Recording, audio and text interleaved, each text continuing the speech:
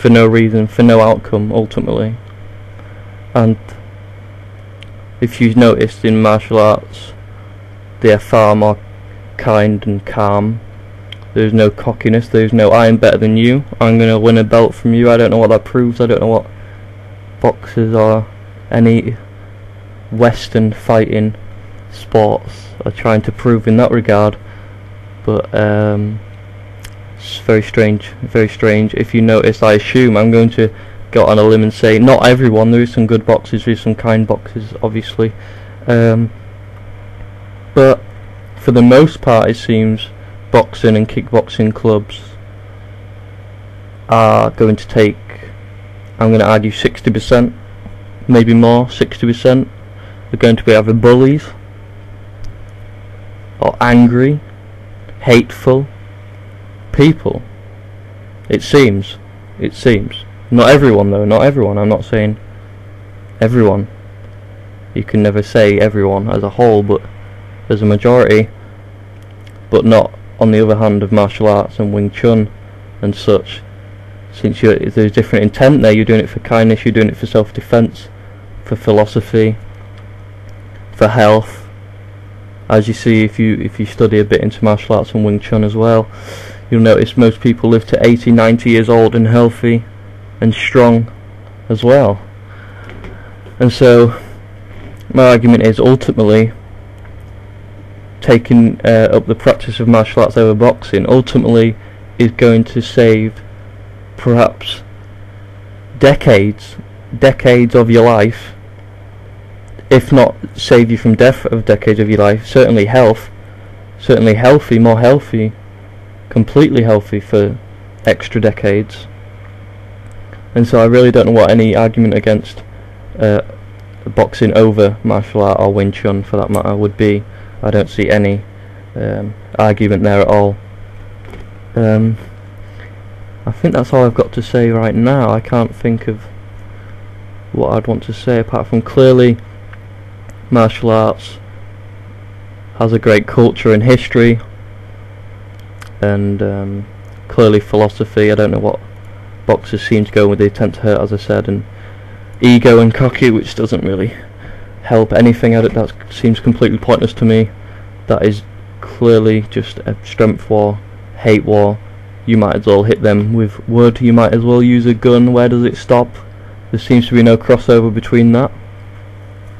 I would argue it's just like arm wrestling, but even arm wrestlers have a bit of the physics behind the movement of the arms, and they don't hate one another, it seems, although I'm sure some boxers are respectful and it is their art. They are not all hateful and all of these things, but just as a percentage of people that join boxing initially or from a young age, I assume is going to be quite violent, more than martial arts.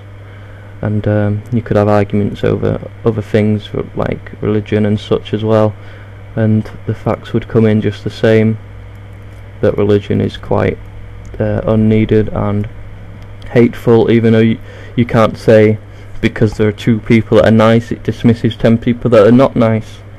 It's just the same in boxing. I'm sure there's a few people that are good people just as anyone else, but a majority are not. And so I definitely argue the case that boxing is quite unneeded. And also in the West, clearly don't have an understanding yet of culture of fighting, that is martial arts, and we still seem to have disrespect to Eastern ways and Eastern as a whole as well. So even though without China and such we wouldn't have any notion of martial arts at all, or hardly any notion of philosophy or anything for that matter, since they are, or indeed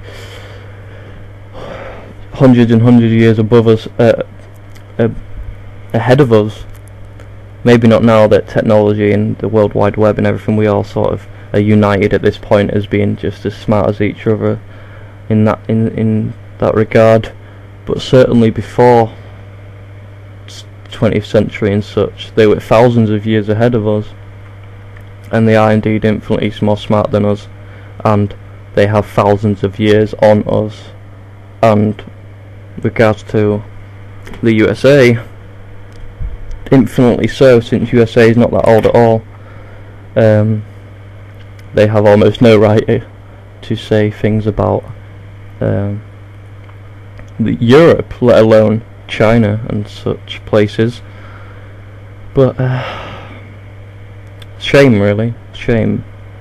I fail to see a great sport from the West, even today. No smart sport at all that is justifiable or cultural, peaceful, such as perhaps wushu and of course any other, or mostly any other sport. You see, you could say that karate and such are quite very aggressive, very brutal, but it is out of respect and the notion that because they are so powerful, that makes them fear even more to not hurt people, because they know what they're capable of. Therefore there is no hate there is no violence.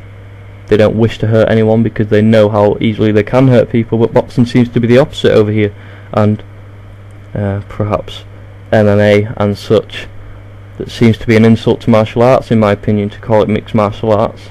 Surely mixed martial arts would mean you are a master of more than one martial arts, rather than what it seems to be is boxing and wrestling, Thai boxing and wrestling, since elbows and kicks. That's all it is, Thai boxing and wrestling. Surely that's not mixed martial arts at all. And it's an insult, in my opinion, to call Bruce Lee the father of mixed martial arts, although he arguably is, of course, but I don't think he'd be pleased to see how poorly our standards are. As I said, we should be working towards his standards as calling yourself a martial artist, if you want to be calling yourself a martial artist. Or even, as I said, a fighter. Everyone seems to be able to be a fighter. If you say, I fight on the weekends, you are a fighter. That doesn't make it so. That doesn't make it so at all. Fighting means survival, ultimately, and naturally in the natural world.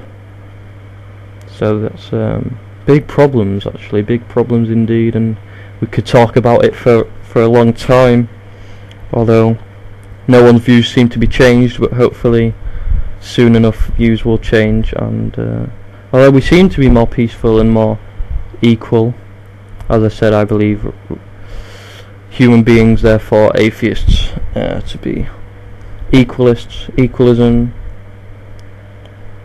not anything else.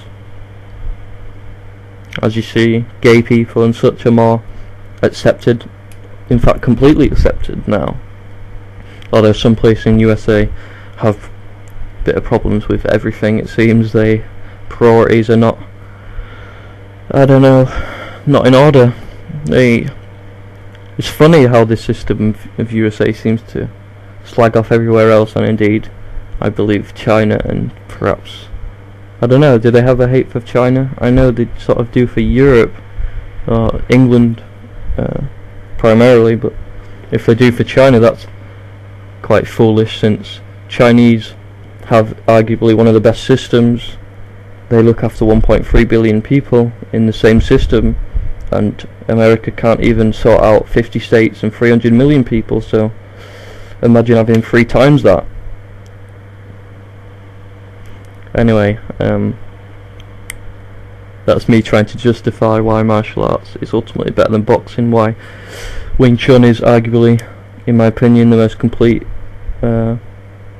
martial art, along with anything, as I said, that stacks up to them standards and philosophies and way of life, such as quite a few martial arts does, but most not as well, in my opinion. They're mostly sport based, although I have seen this quite remarkable martial art called, I think, Kudo, or Kudo, which is with a bow and arrow, not as you'd see in archery competitions where they have perfectly manufactured bows that never miss. This is indeed a hand carved bow and arrow that they rest against their cheek, the arrow, for stability and accuracy. 27 yards away is a small target, And in fact, the aim of this is not to hit the target, which clearly goes against everything natural to us. If we hit a target, we're going to feel much better than if we miss. But the idea in this is actually to have a calm mind throughout the whole process. And I saw a scientific experiment on this where a martial artist went to look at other martial arts around the world, and as he released the arrow and hit the target, or he missed the target, but as he released the arrow, his brainwaves showed that he was much more happy and excited at the idea of him releasing it and then possibly hitting the target. But the master, I think he was 7th dan, 8th dan master, I believe 8th, maybe 9th, 8th dan grandmaster. This test showed that his mind was completely calm, and in fact even the opposite, it seemed to dip a little bit after release.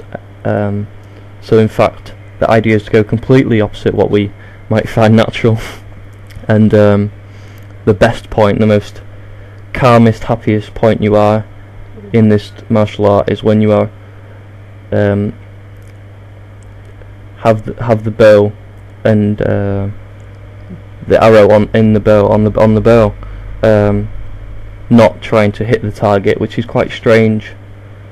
The way they rank this, or the way they have their dan challenges for 7th dan and such, they want to see no possible excitement for the release and the hitting of the target. So it's quite a difficult sport. It seems very weird, but some of the people that do it from all over the world, English, American, anywhere, everywhere, said that it actually helped their self-esteem and confidence just through this art, because it's very calm, and of course a calm mind is a strong mind. I'm not sure who said that. I believe someone said that or something along those lines, but there is I don't know why I told that story, just interesting, I guess, came to mind. Anyway, that's the well, that's that as far as for now.